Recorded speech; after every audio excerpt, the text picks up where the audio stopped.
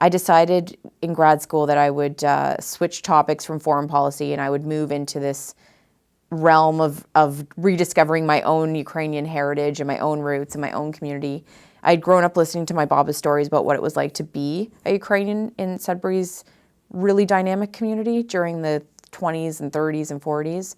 And so I decided that I would study that because there wasn't really anything written about Ukrainians east of Manitoba, for the most part.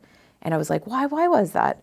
And so I went to Sudbury and I put out this call for interviewees at the church, and nobody called me back.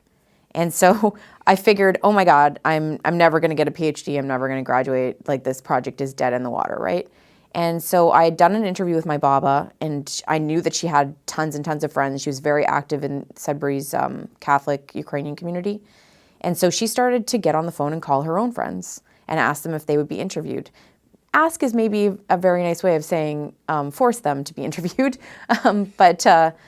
So she compiled a list, and I was supposed to call them back and follow up. And I did that with a few of them, and they hung up on me because they thought I was a telemarketer. And so she decided that we would go to the nursing homes and the retirement homes where people were, not super healthy, and that we would start there, and we would just start talking to people, introducing the project, and see where it went. And I certainly thought that I would just get an introduction to them, and then, I would go back on my own and interview them. But what ended up happening was people were ill, or they were lonely, their families hadn't stopped by in a while, and they just wanted to hang out that day. And so they said, want to do it right now? Let's do the interview right now.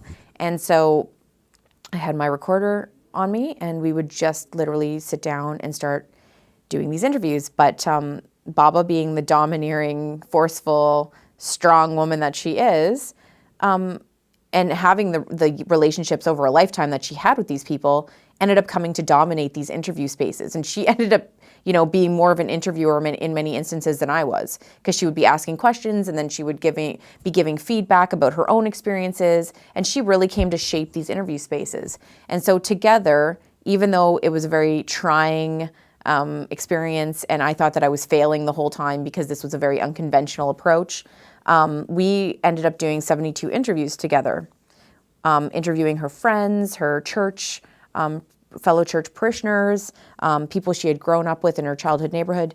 And it was amazing. But again, I went through grad school thinking that I had done it all wrong, that these were not legitimate oral histories. They were too unconventional. In the back of my mind, I had this notion that, if we were working in an Aboriginal community, bringing an elder with you would be kind of a conventional approach, right? But certainly there'd never been anything written about that in non-Aboriginal communities. And so I was terrified, and I went to defend my thesis, and I actually wrote my Baba out of the thesis, even though she had played a central role in it. I eliminated her from all of my transcripts at that point. I pretended like she had never played a role, and my thesis committee and my external examiner, Franca Yakavetta, knew what I had been through, because I'd had these conversations with them, and they were like, but where's Baba?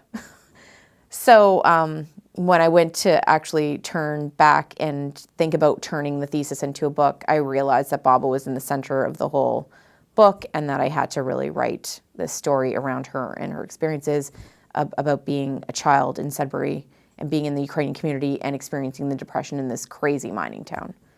The thing about Baba was that, my supervisors in Ottawa were saying, leave her behind, leave her behind.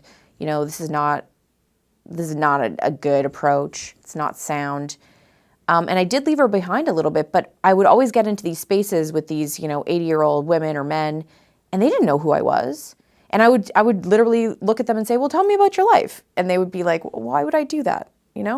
And so the interviews ended up getting done, but they weren't necessarily as rich as when I was with Baba, right? Because she would walk in and go, like, Dobre den, jak się masz? And then they would talk about, how they were feeling. They would share aches and pains.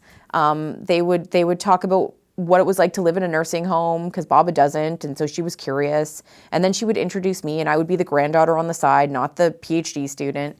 And then they would just start talking about what it was like, rolling balls down the street, or sliding in the Donovan, or things that I had no idea had happened, because the Donovan is sort of like the north end of Winnipeg, not as violent perhaps, not as rough, but it has changed. It's gone through,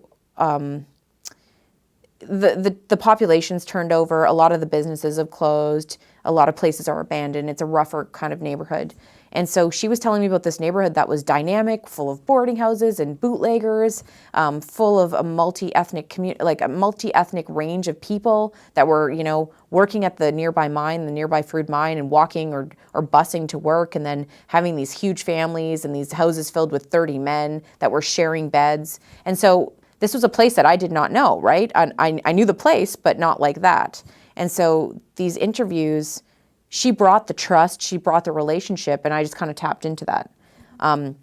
In hindsight, I probably should have let her do the interview. Might have been more interesting, but these spaces ended up being a conversation between 3 people and not just the traditional 2. So I wrote the Baba book, that's the short form for it. It's called According to Baba, and it was published by UBC Press in 2014. I wrote that book first, but then I got stuck on the revisions, because when something is this close to you, close to your heart, and you have to maintain a family relationship, right? It's not like she was a research assistant and I didn't like the work she was doing, so I could fire her. She still had to be my Baba, and we still had to go home liking each other at the end of the day, right? And there was a long time I spent really frustrated, crying, freaking out that the project was ruined, that it wasn't a legit oral history project. And it took me a long time to come back to it and make peace with the process, and find meaning in what I thought was failure. And so I wrote the book, and it went to peer review, and then I couldn't go back to it, because it was so close, and I needed to find ways to write about my Baba respectfully. I needed time to get past all of the emotions that I had felt, right? And so in the meantime, I was working at Concordia, at the Oral History Center, and I was really involved in this Montreal Stories project, and I was doing interviews with Holocaust survivors who ended up becoming like second Bobbies to me in Montreal. And there was a dynamic group at Concordia's Oral History Center, and there was a couple of us doing postdocs. It was this amazing moment.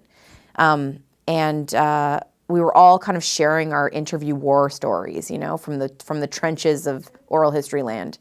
And together, a colleague of mine, Anna Sheftel, who had been working in Bosnia-Herzegovina and talking to people about the war and the genocide that had happened there, we were interviewing these Holocaust survivors together, and talking about the complications and the failures, or what we thought were failures.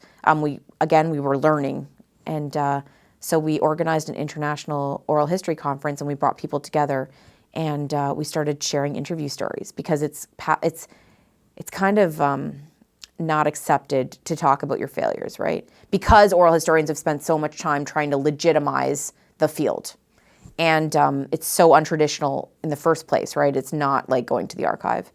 And so we brought people together, and we said, tell us about like some of the more challenging interview experiences that you've had. And from that, we published a book called Oral History Off the Record with Paul Grave in 2013. So it came out before the Baba book. And it's really started this conversation about the subjective nature about oral history.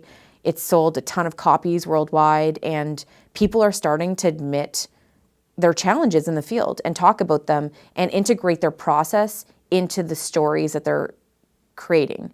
Because the problem is, when we don't admit like who we are and what we bring to the interviews, we're missing a key part of the puzzle, right? And that's shaped those conversations, and that's co-shaped that source. And so there's this really interesting turn happening that's been inspired by that conversation we initiated, I think, in 2011. So it's really exciting.